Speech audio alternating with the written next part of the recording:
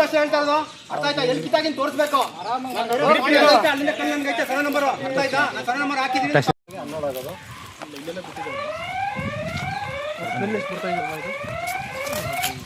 Sir ಅದು ನಮ್ದಲ್ಲ sir, ಊರಿಂದ ಬರ್ತಾ ಇದೆ ನೀರು. ಇಲ್ಲಿಪ್ಪ ಇಲ್ಲಿ ಬರುತ್ತೆ ಸರ್, ಕಾಮನ್ ಹಂದಿಯಲ್ಲಿ ಬಂದೇ ಬರುತ್ತೆ ಸರ್, ಬಂದೇ ಬರುತ್ತೆ. ಲಿಮಿಟ್ ಅಲ್ಲ ಅದು. ಹೇಳ್ತಾನೆ ಸರ್,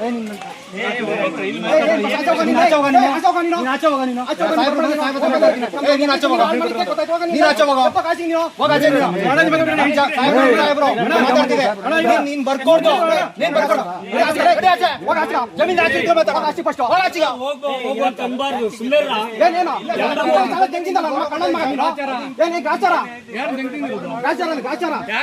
ಜಮೀನ್ ಆಚೆ ಹೋಗಿ ಮಾತಾಡೋ ನೀನು.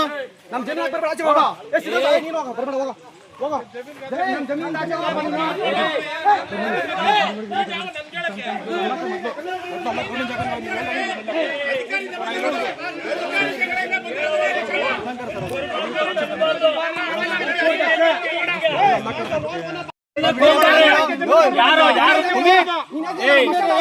ಆಚೆ ಬರ್ಬೇಡ ಅಂತ ಯಾರು ಹೇಳಕ್ಕಾಗಲ್ಲ, ಹೇಳ್ಬಾರ್ದು.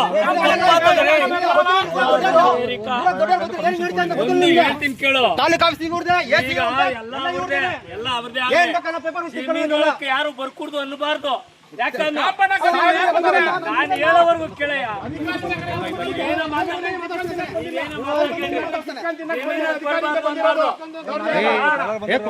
ಅಧಿಕಾರಿಗಳು ಬಂದವ್ರು ಬಾಯಿ ಮುಚ್ಕೊಂಡಿರ ಎಲ್ಲಾರ್ದು ಜಮೀನೇ, ಯಾರು ಓಡಾಡ್ದ ಇರಲ್ಲ, ಸುಮ್ಮನೆ ಇರ್ಬೇಕು.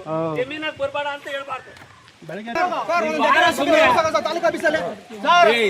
ಏನೇನು ಮಾತಾಡ ಕೊಡ್ತೀನಿ ಸರ್ ಡಾಕ್ಯುಮೆಂಟ್. ಈ ವಾದ ಮಾಡಬಾರ್ದು, ಏನು ಏಕವಚನ. ಗ್ರಾಮ ಪಂಚಾಯತಿಯಿಂದ ಪರ್ಮಿಷನ್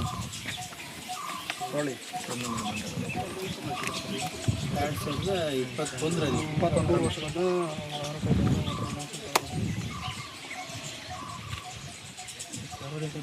ಹಾನಿ ಮಾಡೋದು, ಹಾನಿ ಮಾಡೋದು ಯಾರಮ್ಮ ಕೊಟ್ಟಿರೋದು? ಸೌಮೇಂದ್ರ ಮದ್ದಿದ್ರು ಸರ್, ಅಲ್ಲಿ ಸಾರ್ವಜನಿಕ ಮತ್ತು ಪರಿಸರ ಹಾನಿ ಮಾಡೋದು ನೋಡಿ ಸರ್. ಹಾನಿ ಮಾಡಿ ಅದು ವಜಾಗುತ್ತೆ. ಅದೇ ಯಾವುದು ಕೆಟ್ಟ ವಸ್ತು ಬಾರದು ಬರ್ತಾ ಇಲ್ಲ ಸರ್. ಪರ್ಸೆಂಟೇಜ್ ಬರ್ತಾ ಇಲ್ಲ ಏನ್ರಿ? ನಾವೇ ಸ್ಮೆಲ್ ಬರ್ತಾ ಇಲ್ಲ ಅಂತ ಹೇಳ್ತೀವಿ. ಡೈಲಿ ಸೆಂಟ್ ಆಗ್ತಾರೆ ಸರ್, ಇಲ್ಲಿ ಓಡಾಡೋರು ಬರೋರಿಗೆಲ್ಲ ಗಮ್ ಅನ್ಕೊಂಡು ಹೋಗಿ ಅಂತ. ನಮ್ಮ ನಂದಿ ಕಳ್ತನ ಆಯ್ತು 2 ಸರಿ. ಪೊಲೀಸ್ ಏನಾಯ್ತು FIR ಸರ್? ಬಂದಿಲ್ಲ ಸರ್. ಎನ್ಸಿಆರ್ ಆಯ್ತಾ? ಏನಾಯ್ತು? ಏನು ಮಾಡಲಿಲ್ಲ ಸರ್, ನಾನು ಹೋಗಿದ್ದವ್ರು ಸರ್, ಮೇಡಮ್ ಬರ್ತಿದ್ದಾರೆ, ಅವ್ರೇನು ಇದು ಆಕ್ಷನ್ ತಗೊಂತಲ್ಲ ಸರ್. ಅಲ್ಲಿ ಹೋಗಿದ್ದು ಸ್ಟೇಷನ್ ಹತ್ರ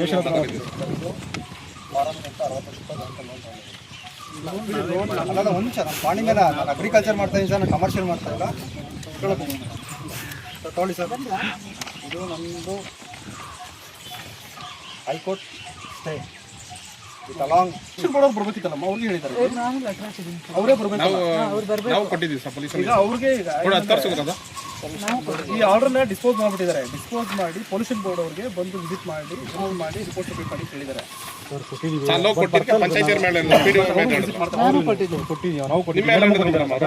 ನಾನು ಕೊಟ್ಟಿದ್ದೀನಿ.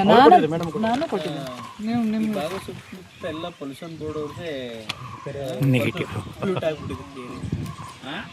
ಯಾವ್ದು ಆಗಿರಲಿಲ್ಲ ಸರ್. 13 ವರ್ಷದಿಂದ ಯಾವ್ದು ಇರಲಿಲ್ಲ ಸರ್. ಪ್ರಾಪರ್ಟಿಗಳು ವಿಷಯಕ್ಕೆ ಇವೆಲ್ಲ ಆಗಿರೋ ಏನಿಲ್ಲ ಸರ್. 13 ವರ್ಷ ಬೇಡ ಬಿಡಿ ಮೇಡಮ್, ಮಾತಾಡೋದ ಬಿಡಿ ಮೇಡಮ್. ಹೈಕೋರ್ಟ್ ಸರ್, ಅವ್ರ ಆರ್ಡರ್ ಕಾಪಿ ಬಂದಿದೆ ಸರ್, ನಾವು ಕೊಟ್ಟಿದ್ದೇವೆ. ಪಾರ್ಟಿ ಇಲ್ಲ, ನಾವು ಇರೋದು ಡೈರೆಕ್ಟ್ ಹೈಕೋರ್ಟಿಂದ ಆಗಿದೆ. ಈಗ ಜಿಲ್ಲಾ ಪಂಚಾಯತ್ ಸಿಂಪಲ್ ಅದರಲ್ಲಿ ಹೈಕೋರ್ಟ್ ಹೇಳಿದ್ರೆ ಯಾವ್ದು ಮೇಜರ್ ಸ್ಟೆಪ್, ಬಟ್ ಸ್ಮೆಲ್ ಬರ್ತಾ ಇದ್ರೆ ಅದಕ್ಕೇನೋ ಮಾಡ್ಬೇಕಲ್ಲ ನೀವು. ಸ್ಮೆಲ್ ನಾವು ಕಂಟ್ರೋಲ್ ಮಾಡಿದ್ವಿ, ನಾವು ಕಂಟ್ರೋಲ್ ಮಾಡಿದ್ವಿ ಸರ್ ಆಲ್ರೆಡಿ. ಅದು ಆಲ್ರೆಡಿ ಅಷ್ಟು ಸರ್. ಒಂದು ಸರ್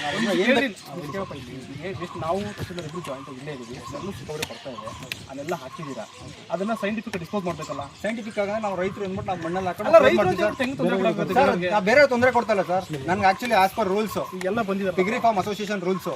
ಪಿಗ್ರಿ ಫಾರ್ಮ್ ಪಶುಸಂಗೋಪನಾ ಇಲಾಖೆಯಿಂದ ನನಗೆ 50 ಮೀಟ್ರ್ ಮಾತ್ರ ಕರ್ನಾಟಕ ಕೇಪಬಲ್. ಏನಂದರೆ 50 ಮೀಟ್ರ್ ಗ್ರಾಮದಿಂದ, ಅಂದರೆ ಗ್ರಾಮ ಠಾಣಾ ಟು ಸರ್ವೆ ನಂಬರ್.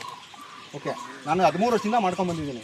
ನಂದು ಇವಾಗ ಬ್ಯಾಂಕಲ್ಲಿ 60 ಲಕ್ಷ ಸಾಲ ಇದೆ, ಹೊರಗಡೆ 4 ಕೋಟಿ ಸಾಲ ಇದೆ. ಸಾಲದ ಬಗ್ಗೆ ಯಾವ ಕೇಳುತ್ತಾರೆ? ಒಂದು ನಿಮಿಷ ಸರ್, ಒಂದು ನಿಮಿಷ ಸರ್. ಇವಾಗ ನನಗೆ ಹೊಸದಾಗಿ ವಿಧಾನಗಳನ್ನ ಹೇಳಿ ನಿಮ್ಮದು ಸಾಹೇಬ್ರನ್ನ ಸುಮ್ಗಿರು ಅಂತೀಯಲ್ಲ ಅವ್ರು ಹೇಳೋದ್ ಕಳೆ ಫಸ್ಟ್ ನನ್ಗೆ ಗೊತ್ತಿರಪ್ಪ ಹೇಳ್ತೀನಿ ಅವ್ರನ್ನ ಸುಮ್ಗಿರ್ಸಕ್ ಗೊತ್ತೀನಿ ನೀನು ಇಷ್ಟೂನು ಆಯ್ತಾ ನಾನು ಮಾಡ್ಕೊಂಡ್ ಬರ್ತಾ ಇದ್ದೀನಿ. ದಲಿತರ ಮೇಲೆ ಭಾರಿ ದೌರ್ಜನ್ಯ ಮಾಡ್ತಾನೆ ಸರ್ ಇವನು. ಯಾರ ಮೇಲೆ ದಲಿತರ ಮೇಲೆ ಭಾರಿ ದೌರ್ಜನ್ಯ ಮಾಡ್ತಾನೆ. ನಾವು ದಲಿತರು ಯಾವ ತರ ಮಾತಾಡ್ತಾರೆ ನೋಡ್ರಿ ಇವ್ರಿಬ್ರು. ನೀನು ದಲಿತರ ಬಿಟ್ಟು ಬಂದ್ಬೋದ ನೀನು ನಾವೇನಂದ್ವಿ ನಿನ್ಗೆ ಸಾಹೇಬ್ರ ಯಾವ ಊರಿಗೆ ನೋಡು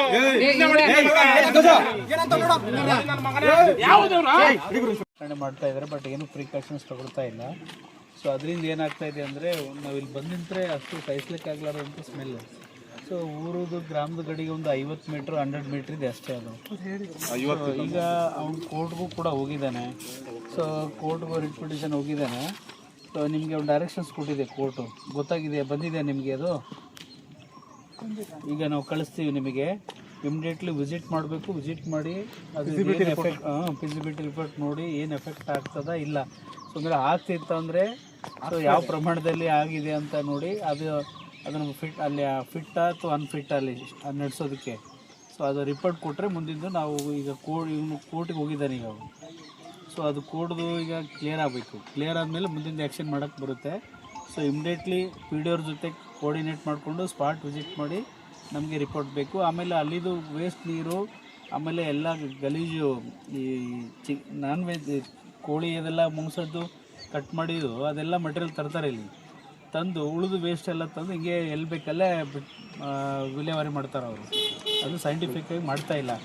ಸೊ ಟೋಟಲಿ ಅದು ರಿಪೋರ್ಟು ಏನದ ನೋಡಿ ಏನಾದ ಪ್ರಕಾರ ಏನಾದರೂ ಎಫೆಕ್ಟ್ ಆಗ್ತಿತ್ತಂದರೆ ಇಮಿಡಿಯೇಟ್ಲಿ ಆ್ಯಕ್ಷನ್ ಮಾಡಬೇಕಾಗುತ್ತೆ.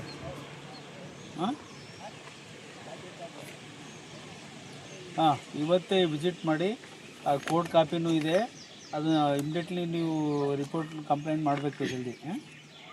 ಎಸ್, ಮಂಡೇ ಬರ್ತೀರಾ? ಆಯಿತು, ಮಂಡೇ ಬಂದು ವಿಸಿಟ್ ಮಾಡಿ. Okay okay. ಪಬ್ಲಿಕ್ ಕೂಡ ತಮ್ಮ ಆಫೀಸಿಗೆ ಲೆಟ್ರ್ ಕೊಟ್ಟಿದ್ದಾರಂತೆ, ಬಟ್ ಏನೂ ರೆಸ್ಪಾಂಡ್ ಮಾಡಿಲ್ಲ.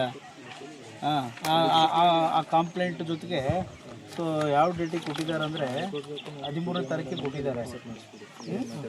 ಅದು ಕೋರ್ಟ್ ಆರ್ಡ್ರೂ ಸ್ವಲ್ಪ ಈಗ ನಿಮಗೆ ಡೈರೆಕ್ಟ್ ಮಾಡಿದ್ದಾರೆ ಇಮಿಡಿಯೇಟ್ಲಿ ಅದು ಏನಾಗುತ್ತೆ ನೋಡಿ ಅಂತ.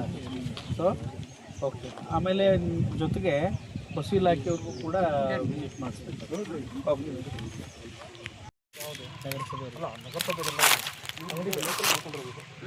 ಗ್ರಾಮ ಪಂಚಾಯತ್ ವ್ಯಾಪ್ತಿಯಲ್ಲಿ ಬರುವಂತಹ ಬೈರಸಂದ್ರ ಗ್ರಾಮದಲ್ಲಿ ಏನು ಅನಧಿಕೃತವಾಗಿ ಹಂದಿ ಸಾಕಾಣಿಕೆ ಮಾಡ್ತಿರುವಂಥ ಒಂದು ಸ್ಥಳವನ್ನು, ಆ ಸ್ಥಳದಲ್ಲಿ ಸಾಕಷ್ಟು ಒಂದು 10ರಿಂದ 12 ವರ್ಷಗಳಿಂದ ಏನು ಹಂದಿ ಸಾಕಾಣಿಕೆ ನಡೀತಾ ಇದೆ. ಸೊ ಹಂದಿ ಸಾಕಾಣಿಕೆ ಈ ಜಾಗದಿಂದ ಸಂಪೂರ್ಣವಾಗಿ ಅಕ್ಕಪಕ್ಕದ ಮನೆಗಳಿಗೆ, ಗ್ರಾಮ ಪ್ರಾಣ ವ್ಯಾಪ್ತಿಯಲ್ಲಿ ಬರುವಂಥ ಅಕ್ಕಪಕ್ಕದ ಮನೆಗಳಿಗೆ ದುರ್ವಾಸನೆ ಬೀರೋದ್ರ ಮೂಲಕ ಆರೋಗ್ಯದ ಮೇಲೆ ಪರಿಣಾಮ ಬೀರ್ತಾ ಇದೆ ಅನ್ನುವಂಥ ಒಂದು ದೂರಿನ ಮೇಲೆ ಸೊ ನಾವು ಮತ್ತು ನಮ್ಮ ತಾಲೂಕು ಪಂಚಾಯತಿ ಕಾರ್ಯನಿರ್ವಾಹಕ ಅಧಿಕಾರಿಗಳು ಇಬ್ಬರೂ ಸೇರಿ ಸ್ಥಳವನ್ನು ಒಂದು ಪರಿಶೀಲನೆ ಮಾಡಿದ್ದು. ಸೊ ಈಗಾಗಲೇ ಈ ಒಂದು ಹಂದಿ ಸಾಕಾಣಿಕೆದಾರರ ಮೇಲೆ ದೂರುಗಳು ಕೂಡ ದಾಖಲಾಗಿದ್ದಾವೆ. ಜೊತೆಗೆ ಕೋರ್ಟಲ್ಲಿ ಕೂಡ ಈ ಒಂದು ಪ್ರಕರಣ ವಿಚಾರಣೆ ನಡೀತಾ ಇದೆ. ಸೊ ಕೋರ್ಟ್ ಡೈರೆಕ್ಷನ್ಸ್ ಪ್ರಕಾರ ನಮ್ಮ ಒಂದು ಪರಿಸರ ವಾಯುಮಾಲಿನ್ಯ ನಿಯಂತ್ರಣ ಇಲಾಖೆಯವರು ವಿಸಿಟ್ ಮಾಡಿ, ಪರಿಸರ ಬೋರ್ಡ್ ಅವರು ಮತ್ತು ವಿಸಿಟ್ ಮಾಡಿ ಅವ್ರ ಫಿಸಿಬಿಲಿಟಿ ರಿಪೋರ್ಟು ತರಿಸ್ಕೊಂಡ್ಮೇಲೆ ಅವ್ರದ್ದೇನು ರಿಪೋರ್ಟ್ ಬರುತ್ತೆ ಆ ರಿಪೋರ್ಟ್ ಆಧಾರ ಮೇಲೆ ಮುಂದಿನ ಕ್ರಮ ವಹಿಸ್ರಿ ಅಂತೇಳಿ ಹೈಕೋರ್ಟ್ ನಿರ್ದೇಶನ ಇರೋದ್ರಿಂದ ಸೊ ನಾವು ಈಗ ಸೋಮವಾರ ದಿನ ಸಂಬಂಧಪಟ್ಟಂಥ ಇಲಾಖೆ ಅಧಿಕಾರಿಗಳಿಗೆ ನಾನು ತಿಳಿಸಿದ್ದೀವಿ. ನಾವು ಮತ್ತು ಇಒ ಸೇರಿಕೊಂಡು ಸೊ ಕೂಡಲೇ ಭೇಟಿ ಮಾಡಿ ಸೊ ಅಲ್ಲಿರುವಂಥ ಒಂದು ಏನು ದುರ್ವಾಸನೆ ಜನಗಳ ಮೇಲೆ ಯಾವ ರೀತಿಯಲ್ಲಿ ಪರಿಣಾಮ ಬೀರ್ತಾ ಇದೆ ಅಂತಕ್ಕಂಥ ಬಗ್ಗೆ ಅವರಿಂದ ವರದಿಯನ್ನು ತರಿಸ್ಕೊಳ್ತೀವಿ. ಆಗಲೇ ಸೊ ಆ ಸದರಿಯವ್ರ ಮೇಲೆ ಈಗ ಒಂದು ಸಂಬಂಧಪಟ್ಟಂಥ ಠಾಣಾ ವ್ಯಾಪ್ತಿನಲ್ಲಿ ಅವ್ರ ಮೇಲೆ ದೂರು ಕೂಡ ದಾಖಲಾಗಿರ್ತಕ್ಕಂಥದ್ದು ನನ್ನ ಗಮನಕ್ಕೆ ಬಂದಿದೆ. ಸೊ ರಿಪೋರ್ಟ್ ಬಂದ ಮೇಲೆ ನಾವು ಮತ್ತು ಇಒ ಅವರು ಸೇರಿಕೊಂಡು ಮುಂದಿನ ಕ್ರಮ ವಹಿಸ್ತೀವಿ. ವಿಸಿಟ್ ಮಾಡಿದ್ದೀವಿ. ಇನ್ನು ಅವ್ರ ಹತ್ರ ಅನುಮತಿ ಏನೋ ಇದೆ ಅಂತ ಹೇಳ್ತಾ ಇದ್ದಾರೆ, ಬಟ್ ಅದು ವೆರಿಫೈ ಮಾಡ್ತೀವಿ. ಅದು ದೃಢೀಕರಣ ಏನು ನಾವು ಕೊಟ್ಟಿರೋದ ಅಥವಾ ಏನು ಫೋರ್ಜರಿ ಅದನ್ನು ಚೆಕ್ ಮಾಡಿಸ್ತೀವಿ. ಆಮೇಲೆ ಹೈಕೋರ್ಟಲ್ಲಿ ಡೈರೆಕ್ಷನ್ಸ್ ಇದೆ, ಏನು ಪೊಲ್ಯೂಷನ್ ಕಂಟ್ರೋಲ್ ಕೂಡ ಒಂದು ವಿಸಿಟ್ ಮಾಡಿ ಅದ್ರದ್ದೇನು ರಿಪೋರ್ಟ್ ಕೊಡಿ, ಅವರೇನು ಕರೆಕ್ಟಾಗಿ ಮಾಡ್ತಾ ಇದ್ದಾರೆ, ಡಿಸ್ಪೋಸ್ ಮಾಡ್ತಾ ಇದ್ದಾರೆ ಎಷ್ಟು ಅಂತ ಹೇಳ್ಬಿಟ್ಟು ಆ ರಿಪೋರ್ಟ ಮಾನ್ಯ ಉಚ್ಚ ನ್ಯಾಯಾಲಯಕ್ಕೆ ಸಬ್ಮಿಟ್ ಮಾಡ್ತೀವಿ. ಏನು ಕೋರ್ಟ್ ಮತ್ತೆ ನಿರ್ದೇಶನ ಕೊಡುತ್ತೆ ಅದರ ಮೇಲೆ ಮುಂದಿನ ಕ್ರಮ ಕೈಗೊಳ್ತೀವಿ. Thank you. ಸರ್ ನಮ್ಮ ಊರ ಗ್ರಾಮಸ್ಥರ ಅರ್ಜಿ ನಾವೇನು ನಾವು ತಹಶೀಲ್ದಾರ್ ಕೊಟ್ಟಿದ್ರ ಸೊ ಇವತ್ತು ಪಾಪ ಅವರು ತಳ ತನಿಖೆ ಮಾಡಿ ಸೊ ಅವರೆಲ್ಲ ಇದೇನು ನೋಡಿದ್ದಾರೆ ಅವ್ರಿಗೂ ಮನವರಿಕೆ ಆಗಿದೆ ನಾವೇನು ಕೊಟ್ಟಿದ್ರಲ್ಲ ಸ್ಮೆಲ್ದು ಹತ್ರ ಗೌರ್ಮೆಂಟ್ ಜಾಗನ ಒತ್ತುವರಿ ಮಾಡ್ಕೊಂಡಿದ್ದಾರೆ ತಿರ್ಗಿ ಅದು ಡಂಪ್ ಮಾಡ್ತಾ ಇರೋದು ತಿರ್ಗಿ ಕೆರೆಗೆ ನೀರು ವೇಸ್ಟ್ ಬಿಡ್ತಾ ಇರೋದು ಎಲ್ಲವನ್ನು ಅವರು ನೋಡಿ ಅಬ್ಸರ್ವ್ ಮಾಡಿದ್ದಾರೆ ಸೊ ಅದು ಕೋರ್ಟಿಂದ ಏನೋ ಆರ್ಡರ್ ಇರೋದ್ರಿಂದ ಆರ್ಡರ್ ಇಲ್ಲ ಬಟ್ ಸುಮ್ಮನೆ ಹೋಗಿದ್ದಾರೆ ಅದೊಂದು pollution control report sir wait ಮಾಡ್ತಾರೆ ರಿಪೋರ್ಟ್ ಆದ್ಮೇಲೆ ಅವ್ರು ತೆರವುಗೊಳಿಸಿ ಅಂತ ಹೇಳಿದ್ದಾರೆ ಸರ್ ಸೊ ಅವ್ರಿಗೆ ನಮ್ಮ ಗ್ರಾಮಸ್ಥರ ಪರವಾಗಿ ನಮ್ಮ ತಹಶೀಲ್ದಾರ್ಗೆ PDO ಅವರಿಗೆ IO ಸರ್ಗೆ ನಮಗೆ ಧನ್ಯವಾದಗಳು ನಮ್ಮ ಸಮಸ್ಯೆಗೆ ಸ್ಪಂದಿಸಿ ಬಂದು ವಿಸಿಟ್ ಮಾಡಿದ್ದಕ್ಕೆ ದಯವಿಟ್ಟು ಅವ್ರಿಗೆ ಧನ್ಯವಾದಗಳು.